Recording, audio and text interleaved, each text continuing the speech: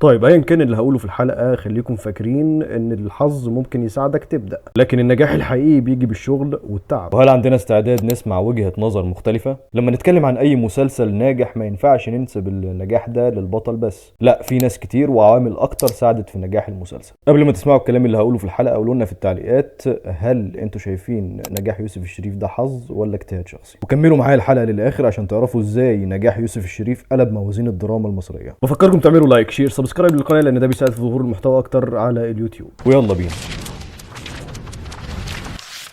العنصر الاساسي اللي هنركز عليه في الحلقه هو عنصر التطور. بدايه يوسف الشريف في التمثيل كانت بدايه غير عاديه، كانت بدايه مختلفه ومميزه. اول فيلم اشتغل فيه يوسف الشريف كان فيلم 7 ورقات كوتشينه، وهنا بقول ان البدايه كانت مميزه لان يوسف الشريف في نفس الوقت كان بطل الفيلم، والفيلم ده اللي كان بوابته لعالم التمثيل.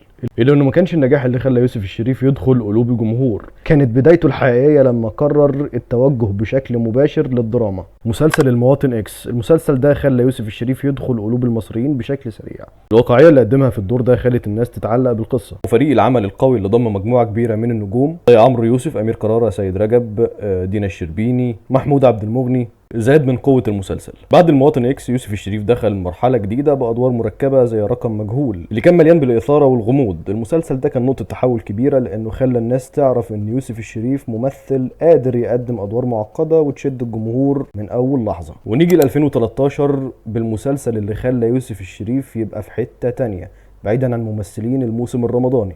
المسلسل بيتكلم عن شاب فاقد للذاكره وبيحاول يكتشف هويته. مش هقول اكتر من كده عشان ما احرقش على الناس اللي ما اتفرجتش على المسلسل. المميز في المسلسل ده هو الحبكه الغامضه اللي فضل الجمهور يتابعها بشغف من البدايه للنهايه، وكل حلقه كانت مليانه تقلبات غير متوقعه. المسلسل اللي بنتكلم عليه هو اسمه مؤقت، وانت حرفيا اول ما تتفرج على المسلسل ده هتلاقي نفسك بشكل لا ارادي بتتفرج على مسلسلات يوسف الشريف كلها من اول اسمه مؤقت لحد كفر دلهاب. واشمعنى لحد كفر دلهاب؟ بالنسبه لي بصراحه كفر دلهاب هو اخر افضل مسلسل ليوسف الشريف. ونروح بقى ل 2014 ومسلسل الصياد. هنا يوسف الشريف قدر يقدم واحده من افضل شخصياته على الاطلاق بدور ضابط سابق بينتقم من مجموعه من الضباط بسبب قتلهم لمراته بطريقه مش هتخطر على بال اي حد بيتفرج على المسلسل. المميز هنا هو تعقيد الشخصيه وواقعيه الاحداث اللي خلت الجمهور ما يقدرش يتوقع الحلقه اللي جايه. وفي 2015 يوسف الشريف عمل تحدي كبير بتقديم شخصيتين توأم، لكل شخصيه منها طبيعه مختلفه، واللي ميزه في المسلسل ده هو قدرته على التنقل بين الشخصيتين دول بحرفنه. وده مش مجرد تمثيل، ده شغل وتحضير دقيق للشخصيات. بتكلم هنا عن مسلسل لعبة ابليس اللي جاوب على اسئلة الناس اللي بتقول ان يوسف الشريف مش ممثل قوي. انا عاوز اقول لكم ان المسلسلات اللي فاتت دي كلها في كفة، والمسلسلين اللي جايين دول في كفة. مسلسل القيصر وكفر دلهاب.